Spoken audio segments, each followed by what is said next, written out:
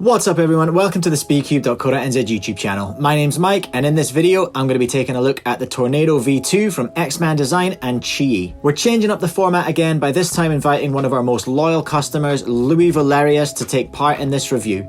He's much faster than me, and there's a guest appearance from a cat. It's wild. If you like the video, don't forget to like, subscribe, and hit the bell if you want to be notified of future videos. Right then, let's rip into it. So the Tornado V2 is the latest 3x3 from X-Man Design and was released in mid-2021 along with the Ambition 4x4 and of course this schlick new logo, which is very cool. I love the look of a red logo on a cube. Nice work so far, X-Man fam.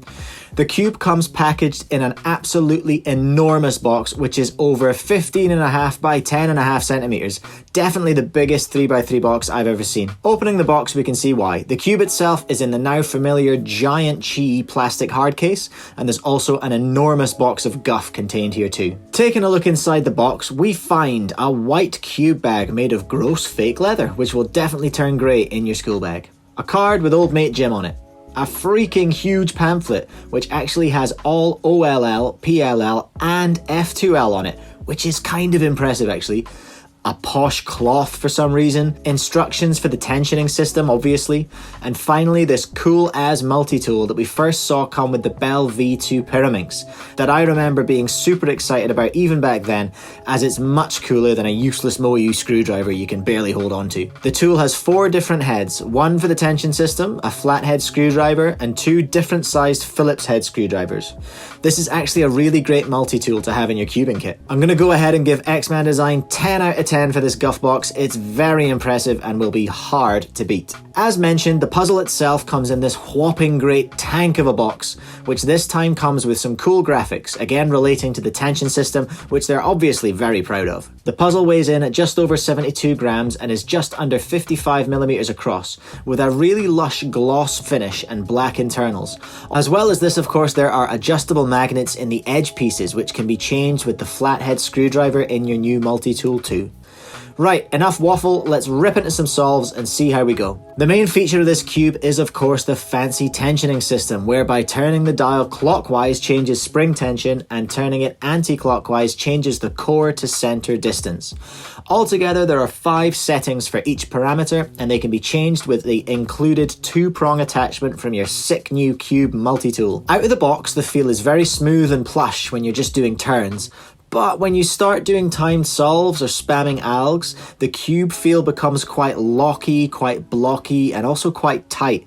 And that's a weird thing for me to say, as I use the infamously blocky I carry almost every day when I'm practicing and love it, so go figure. The cube has a very satisfying weight in the hand and a nice gloss texture, and this might sound weird, but it's really just a nice puzzle to hold onto and mess around with. Out of the box, it's set bang in the middle of the range at 3-3, with 1 being the loosest tension and biggest distance, and 5 being the tightest tension and smallest distance.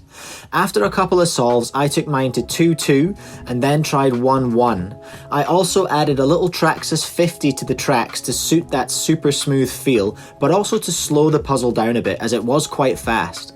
I eventually went back to 2-2 after finding that for me 1-1 was just too loose and corner twists were becoming pretty common. Honestly, I can't imagine anyone is using any tension tighter than 2-2, because I even had trouble with that setting locking up, which kind of begs the question, why are the other ones there?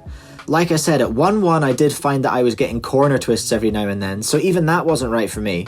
Admittedly, there are more combinations than just matching the 2 numbers, and I've probably been oversimplistic here, but I feel like that's going pretty deep into exploring all the options, and I don't know if I can be bothered to chase the perfect setting, to be honest. Another big thing for me personally was the size of this puzzle. Maybe this is more aimed towards OH solvers? If so, I think X-Man could maybe have made a bigger thing of it. Maybe it was just my fat hands and terrible turning, but my biggest takeaway was that I wished it was just a little bigger, because apart from that I actually quite like this puzzle. And maybe if it was bigger I'd be more keen to go hunting for that perfect setting, but here we are. Anyway, that's enough of my trash for now. Let's go see what Louis and his cat reckon to the Tornado V2. The Tornado V2 is a little bit of a mixed bag. Out of the box, the cube is a little tight and a little slow. I found that it tended to undershoot, and if it didn't, you couldn't really rely on it to corner cut. So I cleaned up the cube, put in 2 teeny drops of silk, and retension to the loosest settings. That's 1 on the center distance and 1 on the compression. And it turned out a lot better. Corner cutting improved, turning was much faster and smoother, and overall the cube just got more reliable to turn. I really like the customization system. It's super easy to tinker with, and there's more than enough granularity in the different settings to let you tune in a little more accurately to whatever you prefer. The size of the cube is also very interesting. I found that for one-handed, 55mm actually suited my turning. I have tried other smaller cubes, but even something like the GAN 54mm cube was strangely too small. That's only 1mm less than the Tornado. If you're looking for a different size cube to experiment with for one-handed, this could be an interesting one to test out. Another big plus is how quiet this cube is. The Dian Tengyun might still be softer, but the Tornado comes pretty close in that it doesn't sound like a helicopter going off at 2:30 in the morning. I wouldn't recommend this cube to a fresh beginner, it's pretty disappointing out of the box, but it does improve after you clean it out and tune it, so I could see this being an upgrade for someone already with a budget cube, who is reasonably comfortable tinkering with cubes, and doesn't want to sell their left leg for something more premium. So yeah, I wouldn't really call this a Tornado, more like Tornado K, or Tornaverage-do, or Tor Not So Bad-o. You know, it's okay, it's alright. Okay, so there we go. That's my and Louis' take on the Tornado V2. Overall, I feel like it's okay, but I don't think it's amazing.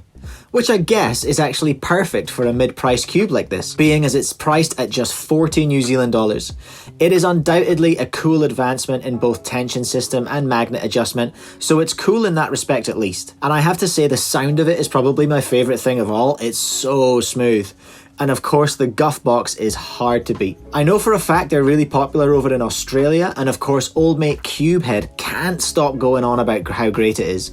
So maybe I'm the one that's rubbish here and the cube is actually amazing, I honestly don't know.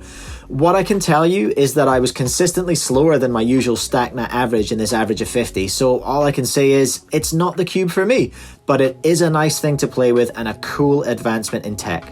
By the way, if you have one of these and you're watching this and you disagree with anything I've said, then of course go ahead and roast me in the comments. The Tornado V2 is available right now at speedcube.co.nz. The best way for you to make up your mind about it is to go and get one and give it a turn. You can also come in and try my one at our retail store, the Littleton Lab at 56 London Street, Littleton. I'm not going to give up on the Tornado, and I'll be making a cleaning and setup tutorial on this soon, I reckon. So let me know what lubes you think would suit it, and maybe I'll try them out. That's it for now. Thanks for watching. Happy solving. Don't forget to subscribe, and I'll catch you all in the next video.